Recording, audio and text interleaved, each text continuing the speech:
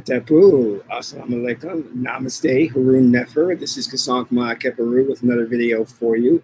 And in this video, I want to talk about how I do not support conspiracy theorists. And along with that, I am going to talk about something that's very important. It's going to be a big secret, the nature of reality revealed. I'm not kidding. It's going to be something that's very profound that you'll want to take notes on and really remember for the future, because not many people are talking about this little known secret, which if you understand this secret, it's going to change the way you look at things. But before I go into that, I want you to hit the like button on this video and make sure that you share it with your family and your friends, because YouTube is changing their algorithms so that videos of this nature are not getting out there.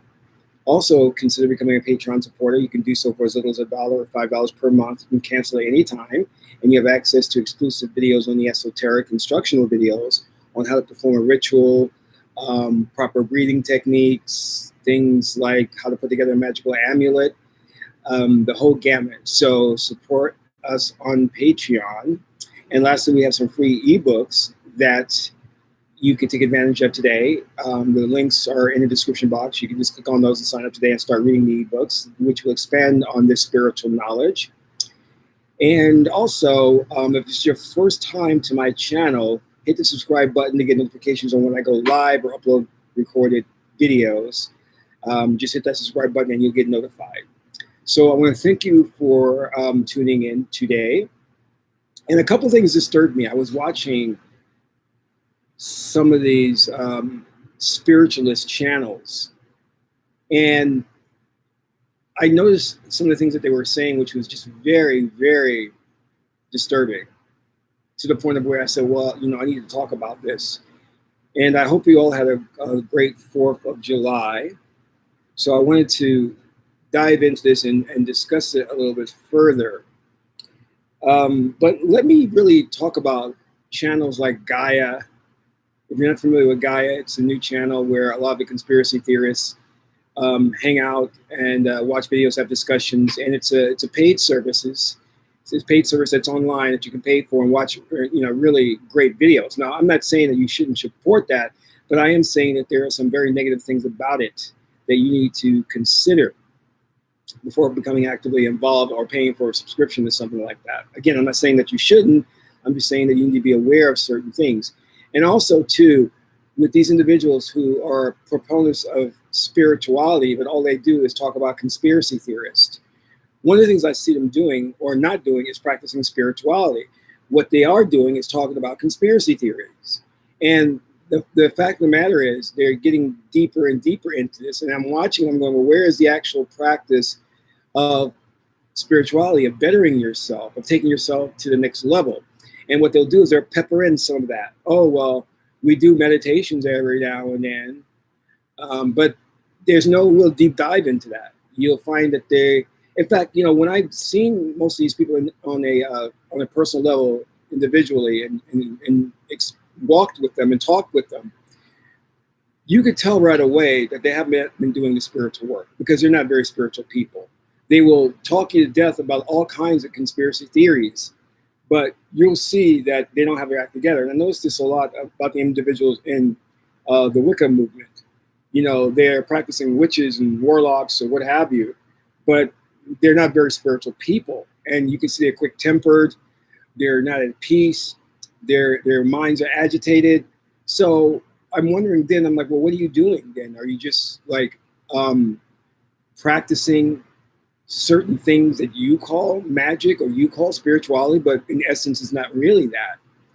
But most times, inevitably, it adds up to the point of they're not really doing the work. Because to be a magi, to be a priest, to be a spiritualist, is to do this 24/7. You're not going to be doing this as a sideline gig or every now and then. Meditating here and there does not make you a spiritual person. It can help you with your day-to-day life, but that doesn't make you a spiritual person.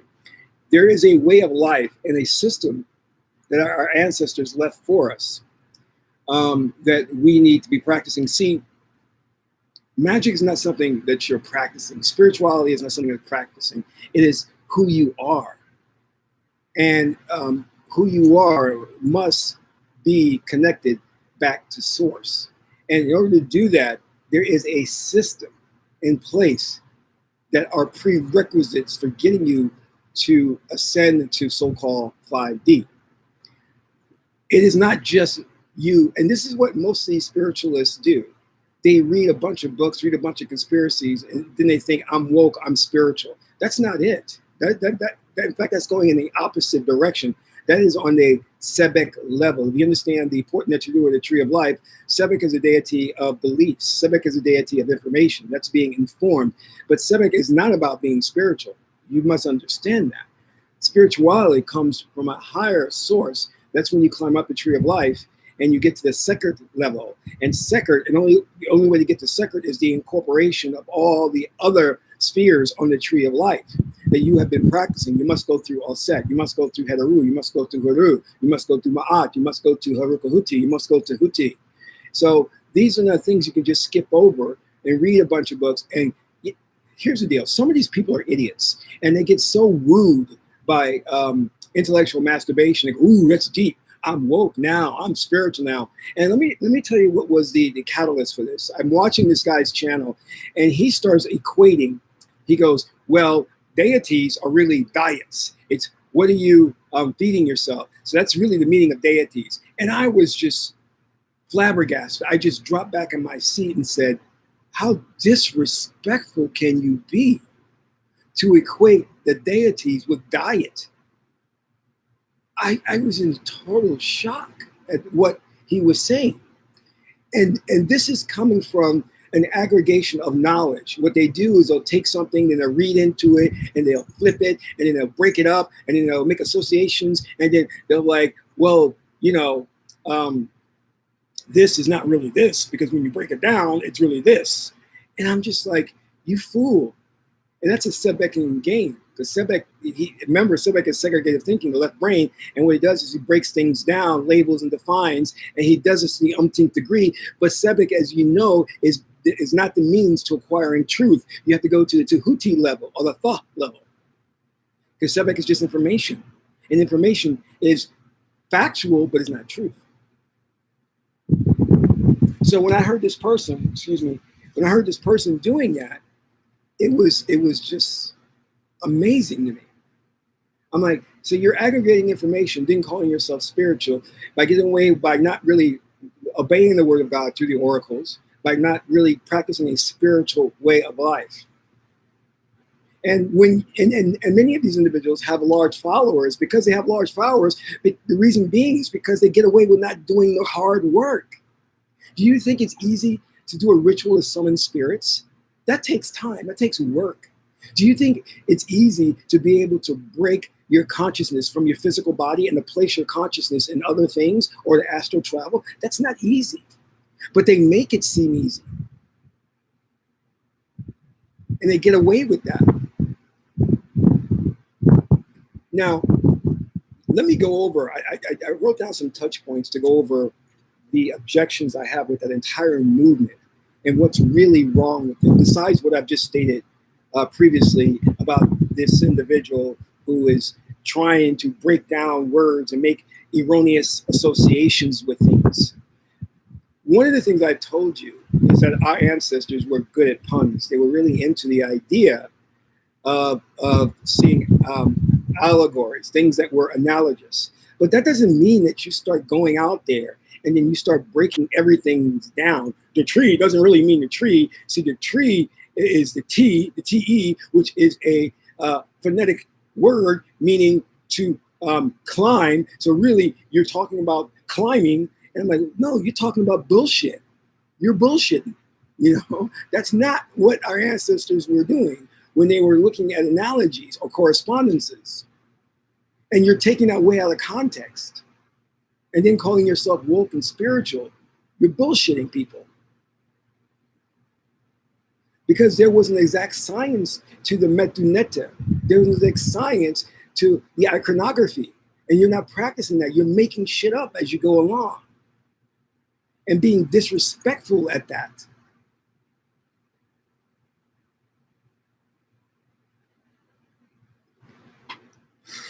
and then want to come along. And I'm not downing anybody, but I'm telling you that you just don't call yourself a name. You just don't arbitrarily pick a name and say, I am Ptah Hotep. Your name is attached to your incarnation objective. Your name comes to a naming ceremony. There's a purpose to all of this. You just don't feel and say, well, I connect with this name, and therefore I'll call myself Harukuhuti at Benhutet. No, you don't do it that way, because it disturbs the natural flow and the connection that you have with the universe, because you were born on a certain day during a certain planetary alignment, which means that the name that you're given has to align with your objective in life. There's a reason why my name is Kesank Ma'a Keparu, one who consistently lives truth and makes a spiritual transformation, because it was determined when I was born that I may have a problem consistently living truth. So therefore, when you say my name, you resonate a spiritual vibration that helps me to live truth consistently. This is why I didn't name myself Tahuti. You know what I'm saying? That's not my vibrational energy that you should be feeding me. Your name should come out of the oracle readings. You should be obeying the word of God through the oracles. But these individuals don't know it, so they come along and then they start doing things like there was a guy who I was communicating with, and I had to put him in his place. I told him to shut the hell up. He come along calling himself Ma'at. I said, if you know anything about Kemetic language, Ma'at is a female deity. The T makes it female, feminine energy. You calling yourself Ma'at is the equivalent of calling yourself Sarah in Western tradition. Why are you calling yourself a female name? Why are you attributing who you are to a female energy? Ma'a, M-A-A, is the male equivalent to Ma'at. But they don't know this because they just pick things arbitrarily. They're stupid.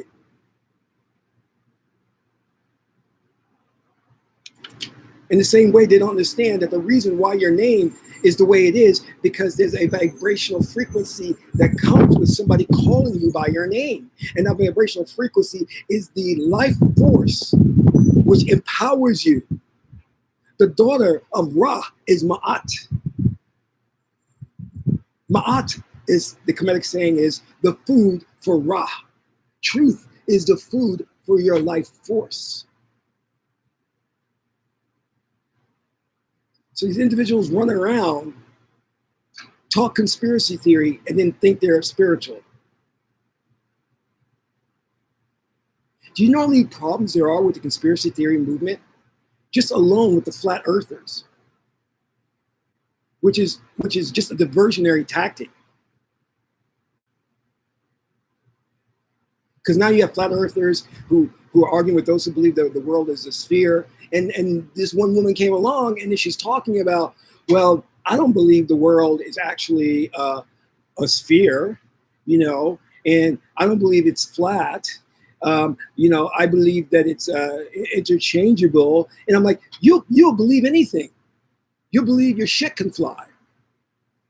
Because when you have no means to determine what truth is, whatever the latest fad that comes along in the conspiracy theory and movement, you'll adapt it. You'll jump on it. You'll start talking about Anunnaki.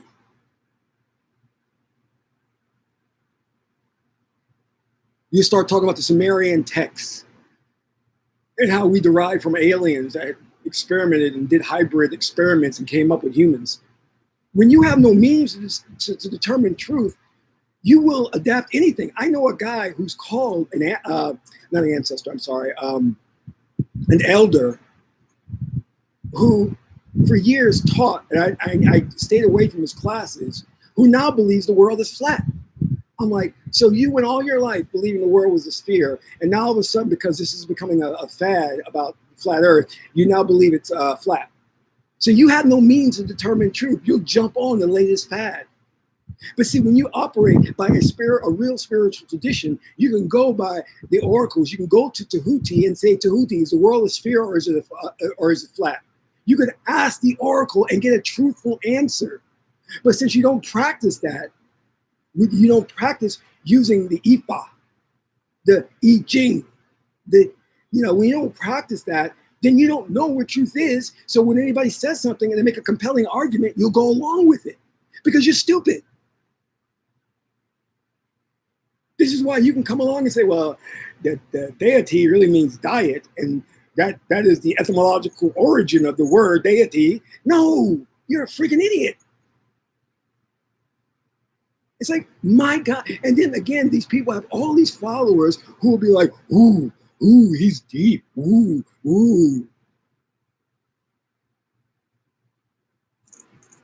It's not deep. He's jerking off to himself.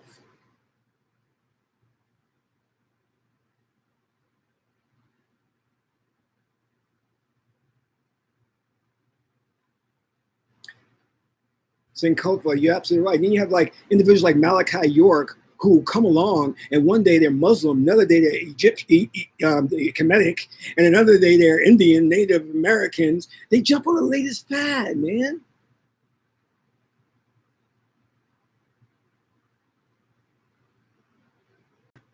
You will forever be swayed left and right if you have no means and measure to determine truth. You have to practice stilling the thought process to get to the Tahuti level or access the Akashic records to intuit truth. It is not something that you read or it comes from hearing, which is Sebek, because when you hear, that's why Sebek has elongated ears. Because Sebek doesn't know truth, he just hears truth. And he's informed. Tahuti is to intuit wisdom and knowledge. You know truth. Truth comes from within, not from books.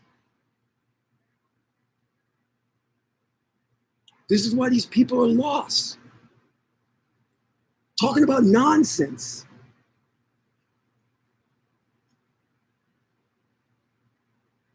Talking about the reptilians. Okay, I'm all for that, all right? You want to talk about the reptilians? You want to talk about the Anunnaki? You want to talk about the Sumerian text? Great, let's talk about that. Did you go to the oracle and you ask the oracle if that stuff is true?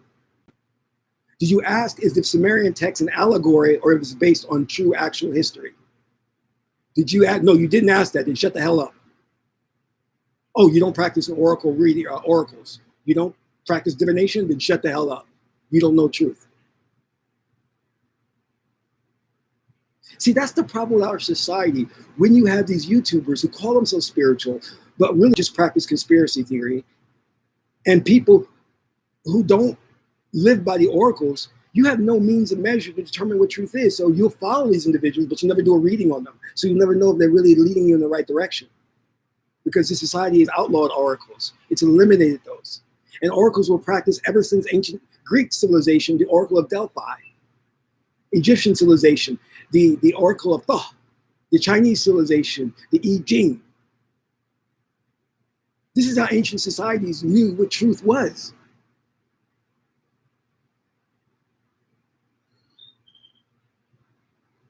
This is why you can have the conspiracy theory arena and the government can come along and then implant the idea through agents of a flat earth and then have everybody start arguing about if it's a flat or if it's a sphere, and the government sit by laughing. We did. we got them arguing. We got them all disarrayed and all messed up. Look at that. I'm not downing. I'm not like putting down anybody who believes that the world is flat or the world is a sphere. All I'm saying to you is this. You can believe anything you want, but at the end of the day, I'm going to ask you, did you ask the oracle? Did you validate that through an oracle reading? When we in the priesthood,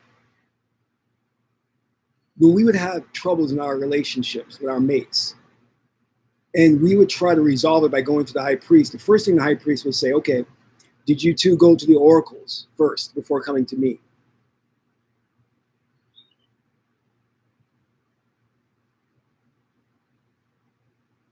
The ancient Chinese sages who were wise in their wisdom would use the oracles as a means to govern the dynasties. And above all, they sought to align themselves with the universe through the oracle readings. That's why you have the principles of earth, fire, wind, air. That's where all of that comes from, aligning with these principles. Now, let's get into this. All right, let's break this stuff down, and let's understand what we're dealing with when we talk about these conspiracy theorists. The first thing you need to understand is that they're infiltrated by racists.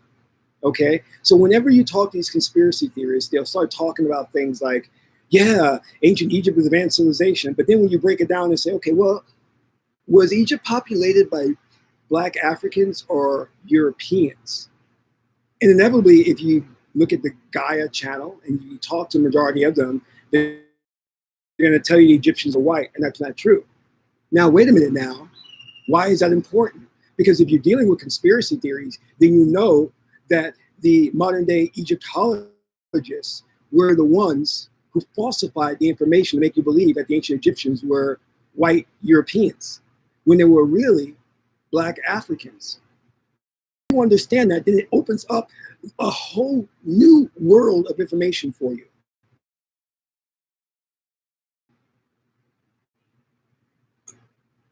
Do you understand what I'm saying? And I cover that in my book,